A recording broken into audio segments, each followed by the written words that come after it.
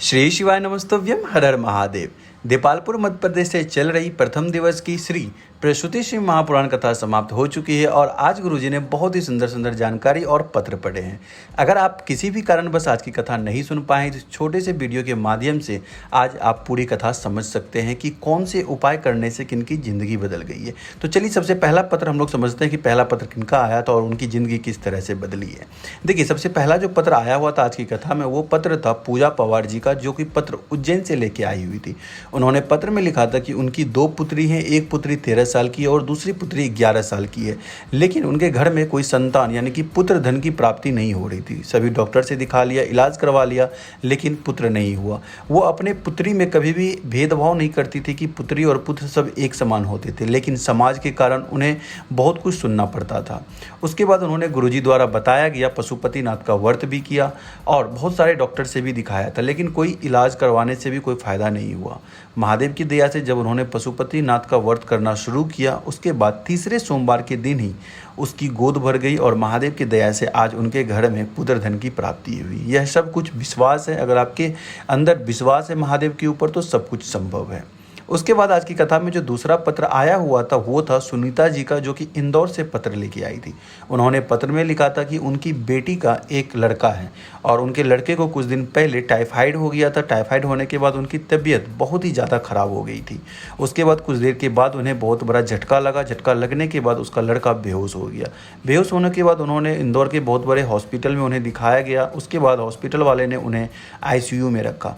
Doctor ने checkup करने के बाद बोला कि बच्चा 99% ख़राब हो चुका है और इसकी उम्मीद नहीं है।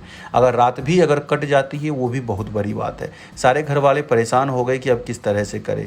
इन्होंने क्या किया, पूरी रात भर इनके पूरे घर वाले श्री शिवाय नमस्तोव्यम का जाप करना शुरू कर दिया और एक बेलपत्र महादेव के पास से चढ़ा के उस बच्चे के सर के पास रख दिया। सीहोर वाला रुद्राक्ष जो होता है वो रुद्राक्ष लेके आई। जैसा कि गुरुजी बताते हैं कि रुद्राक्ष को जो है रात भर आप भिगो के रखिए, उसके बाद उसे महादेव के ऊपर चढ़ाने के बाद उसका आचमन करवाना शुरू कर दिया। लेकिन इनके पास सिर्फ 8 घंटे का समय था, तो इन्होंने तुरंत रुद्राक्ष का जल महादेव शिवलिंग पे चढ़ाया और उसका जल जो है वहाँ से झील के लाई और थोड़ा सा बच्चे के होंठ पे लगाया और शरीर पे लगा दी। और महादेव की दया से अगले दिन जब सुबह डॉक्टर फिर से चेकअप करने के लिए आए तो डॉक्टर ने बोला कि इनके शरीर में अब धीरे धीरे सुधार होना शुरू हो चुका है। तो आप समझ सकते हैं कि जिनका शरीर 99% तक खराब हो चुका था, डॉक्टर भी जवाब दे चुके थे, तो सिर्फ हमारे देवों के देव महादेव ही हैं जो कि उसे सही कर सकते हैं। उसके बाद आज की कथा का जो तीसरा पत्र आया हुआ था वो था डाली जी का, जो कि देपालपुर से पत्र लेके आई थी। उन्होंने पत्र में लिखा था कि उनके पिताजी बहुत ज़्यादा मदिरा करते थे। डॉक्टर ने भी मना कर दिया था कि अब नहीं बचेंगे। शरीर काम करना बंद कर दिया था, लीवर किडनी भी खराब हो गई थी, लेकिन महादेव पे उन्होंने विश्वास रखा और अपनी प्रार्थना किया और जल चढ़ाना शुरू किया और महादेव की दया से आज उनके पिताजी भी स्वस्थ हो चुके हैं।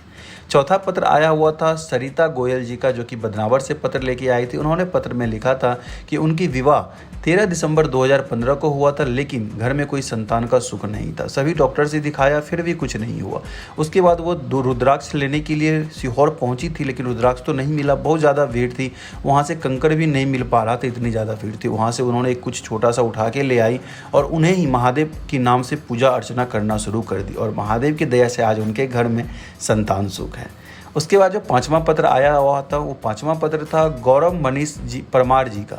उन्होंने पत्र में लिखा था कि उनके फैमिली में यानी उनके पास संतान सुख नहीं हो रहा था। बहुत दिन हो गए थे संतान का सुख नहीं था। उन्होंने महादेव की पूजा अर्चना शुरू कर दी और महादेव की ऐसी दया हुई कि उनके घर में 2 संतान एक ही साथ हुए थे। दोनों बच्चों को लेके भी वो कथा पंडाल में आए हुए थे और गुरुजी ने भी उस बच्चे को अपने हाथ में लेके उन्हें थोड़ा देर खिलाया था। तो आशा करता हूँ कि ये दी गई जानकारी आप लोगों को अच्छी लगी होगी। तो प्लीज़ कमेंट करके ज़रूर बताइएगा कि जानकारी आप लोगों को कैसी लगी है। मिलते हैं और भी इस तरह की जानकारी के साथ, तब तक के लिए श्री शिवाय नमस्तोव्यम हर हर महादेव।